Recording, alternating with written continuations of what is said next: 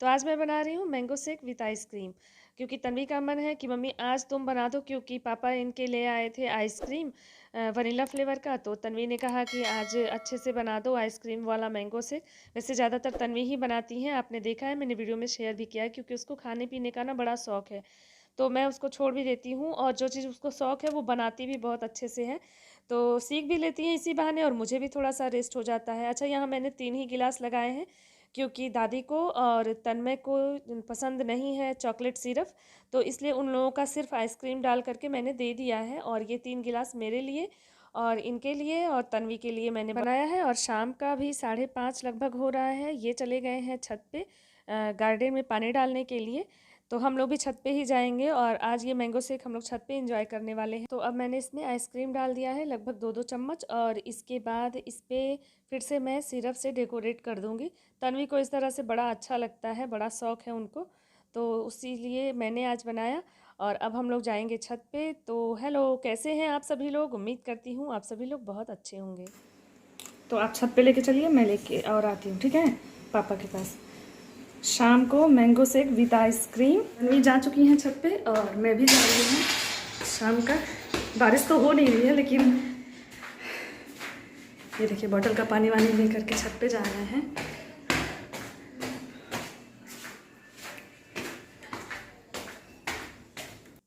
तो अब धीरे धीरे जब रूटीन में हम लोग आ रहे हैं, तो सारा ही काम अब पहले जैसा होगा, और रोज़ शाम को हम लोगों का इकट्ठे छत पे जाना अब शुरू हो जाएगा। क्या चल रहा है? क्या कह रहे हैं पापा? मैं पूछे कहाँ रखा क्या हूँ। सब में डाल दिए क्या पानी? तो मुझे आने में थोड़ा सा लेट हो रहा है, इसलिए ये सारे ही कैरियों में पानी डाल दिए हैं। वैसे क्या होता है कि कुछ कैरियों में ये डालते हैं, कुछ में मैं डाल देती हूँ। तो इस तरह से, और तन्वी एकदम बेचैन है, मम्मी मेल्ट हो जाएगा दूध। तो बारिश की आस लगाए रोज़ हम लोग आते हैं कि काश बारिश हो जाए और मौसम अच्छा हो जाए, पौधों को भी थोड़ा सा आराम मिले। तो पानी वानी देने के बाद बहुत देर तक यहाँ नहीं बैठ पाए हम लोग, क्योंकि बहुत ज़्यादा गर्मी भी थी और इनके दिमाग में भी कुछ चल रहा था। तो चलिए देखिए क्या होने वाला है। तो अभी जा रहे हैं हम लोग नीचे, और प्लान बन गया है कि हॉल का मेकओवर करना है, तो उसका बेड चेंज करना है। इनका मूड बन गया है तो आज ही चेंज करेंगे, चाहे रात हो जाए चाहे कुछ भी हो। तो चलिए वो मेकओवर भी आपके साथ शेयर कर रही हूँ। कुछ थोड़ा सा चेंज हो जाता है तो अच्छा लगता है, इसलिए। तो नीचे आ गए हैं, और ऊपर बहुत गर्मी थी, हवा भी नहीं चल रही थी आज। तो इनका मूड हुआ कि चलो कुछ कर देते हैं आज, थोड़ा सा रूम का लुक चेंज कर देते हैं। हॉल का थोड़ा सा चेंज करना है हमें, बहुत दिनों से भी मेरा मन था। तो चलिए हॉल का डेकोरेशन करते हैं। डेकोरेशन क्या करना है, कुछ चीज़ों को इधर से उधर करने वाले हैं। और फिलहाल देख लीजिए, ये है रूम की कंडीशन, ये देखिए। और अब थोड़ी ही देर में ये सारा कुछ चेंज होने वाला है। वो है बाहर वाला दरवाज़ा, और ये है अंदर वाला दरवाज़ा, और बेड यहाँ बीच में लगा हुआ है। तो इसी को हम लोग चेंज करने वाले हैं। तो मेरे आने से पहले इन लोगों ने काम शुरू कर दिया है, और अब हम लोग करने वाले हैं इसका मेकओवर।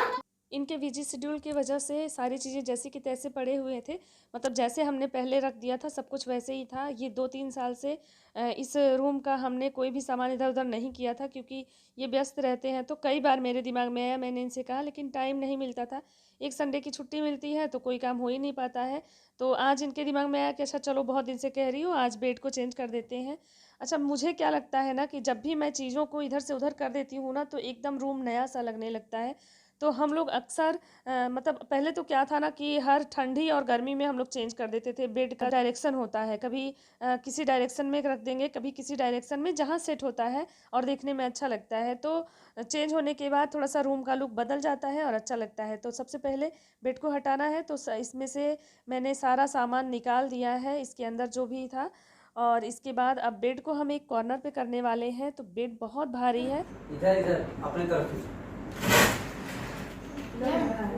या तो इसको पूरा खोलो, खोलने में तो क्या होगा ना कि पूरी रात चली जाएगी, खोल करके इसको सेट करने में। तो इन्होंने सारा सामान निकलवाया, और इसके बाद देखिए बच्चों को लगा करके और हम लोग लग करके इस तरह से आराम से करके बेड को खींच रहे हैं। और देख सकते हैं आप लोग इसके नीचे कितनी गंदगी है। तो आप लोग भी अपने बेड के नीचे एक बार सोच लीजिएगा, अगर दीवान बेड है तो उसको इधर उधर चेंज करके देख लीजिएगा। मेरे यहाँ तो देखिए ये 3 साल से लगभग ऐसे ही था, और इसके नीचे देखिए कितना कूड़ा इकट्ठा हो गया है और कितनी गंदगी हो गई है। क्या है ना, कभी चूहे हो जाते हैं तो ये बेड के नीचे आराम से छुप जाते हैं। तो इसलिए भी इसको चेंज करना ज़रूरी हो जाता है। चेंज कर देने से सफाई भी हो जाती है कमरे की, नहीं तो टाइल्स के भी ख़राब होने का डर रहता है। तो यहाँ पे मैंने झाड़ू लगा लिया है और अब सारा ही एरिया पोंछ दूँगी। यहाँ बेड लगाना है तो सबसे पहले इस कॉर्नर को पोंछ रही हूँ।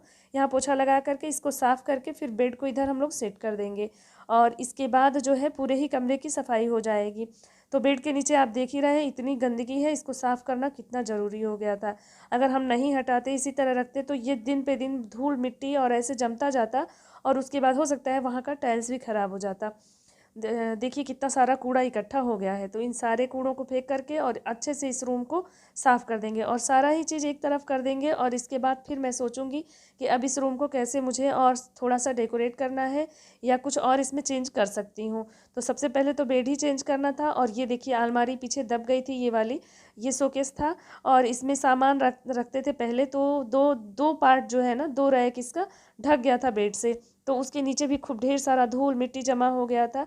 तो इस तरह से इस वाले जो अलमीरा है इसकी भी सफाई हो जाएगी और इस पे मैं अब कुछ जो है सोच रही हूँ कुछ अच्छे से इसको डेकोरेट करने के लिए। समय मिलने पे जैसा भी होगा करूँगी।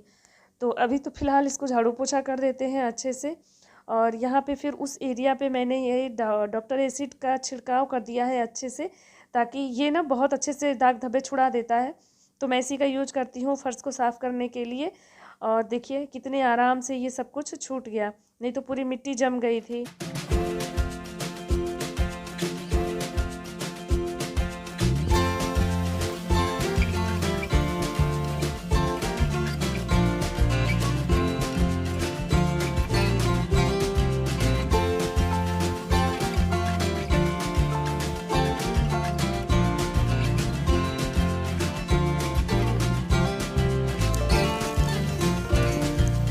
तो फाइनली आप देख सकते हैं फ़र्श को मैंने चमका दिया है और एकदम अच्छे से साफ़ कर लिया है इसको।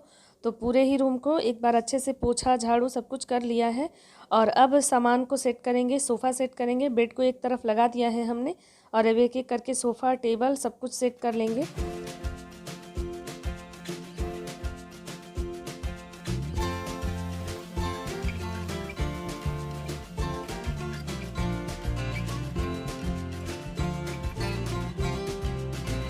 एक चीज़ मैंने नोटिस की है कि अगर जैसे हम कोई नया सामान नहीं ले आते हैं घर में सजाने के लिए या डेकोरेट करने के लिए घर को, तो अगर हम चीज़ों को जो घर में हमारे हैं लगा है, हमने पहले से लगा रखा है, उन चीज़ों को भी चेंज कर दें, एक स्थान से दूसरे स्थान पे कर दें, मतलब उसका जगह चेंज कर दें एक उसी रूम में, तो भी लुक चेंज हो जाता है कमरे का और बहुत अच्छा लगने लगता है।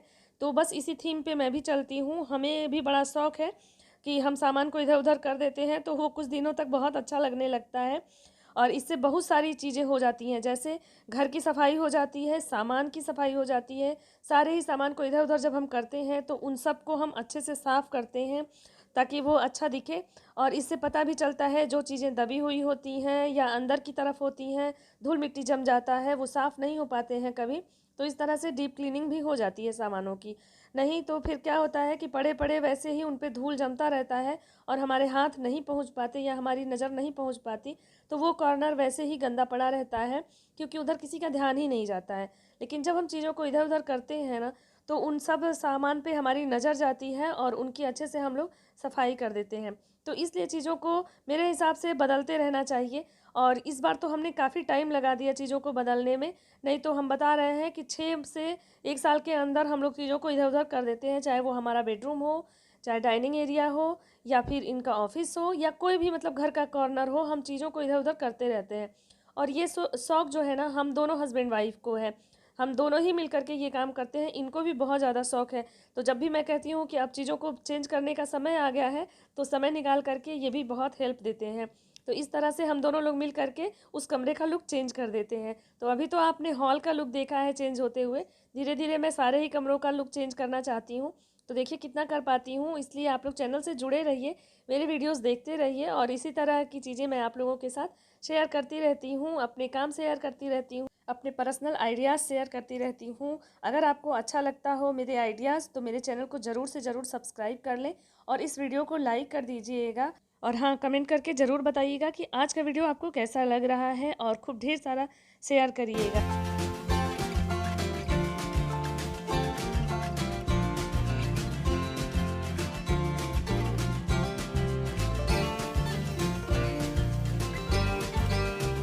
तो फ़िलहाल के लिए हमने सोफ़ा और टेबल का भी जगह फ़िक्स कर दिया है, लेकिन ये फ़िक्स ही रहेगा, ये कोई कंफर्म नहीं है, क्योंकि अगर ये कल तक अच्छा नहीं लगा तो फिर से इनकी जगह हम चेंज करते रहेंगे। लेकिन अभी तो फ़िलहाल यही रहेगा। और इस तरह से क्या है कि हॉल और भी बड़ा लगने लगा है, क्योंकि एक तरफ पूरी ही जगह खाली हो गई है और एकदम से स्पेस हो गया है, तो काफ़ी अच्छा लग रहा है। सारा सामान एक तरफ सेट हो गया है। और अगर आगे ये ऐसे ही अच्छा लगा तो ऐसे ही रहेगा, नहीं तो फिर इसमें कुछ चेंज लगेगा। तो बेड को छोड़ करके बाकी सारी चीज़ें तो हल्की हैं, उनको मैं भी चेंज कर लूँगी। तो अभी इस तरह से सेट कर लिया है मैंने। और ठीक करवा देते हैं।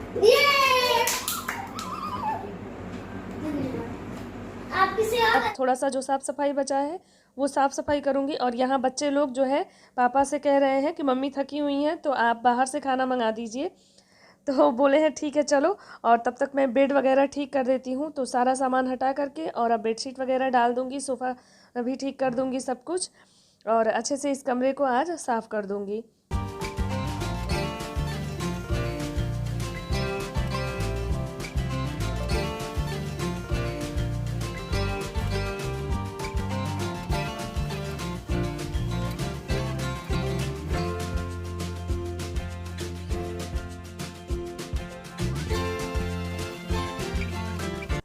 तो सबको सेट करने के बाद एक बार फिर से पूरे ही कमरे में झाड़ू लगा दूंगी। पोछा भी लगाया है, सूख चुका है पोछा। और इसके बाद थोड़ा बहुत धूल मिट्टी बच्चों के आने से या बेडशीट वगैरह बिछाने से जो गिरा है, तो वो सारा कुछ एक बार अच्छे से फिर से मैं यहाँ पे झाड़ू लगा दूंगी, ताकि ये अच्छे से क्लीन हो जाए।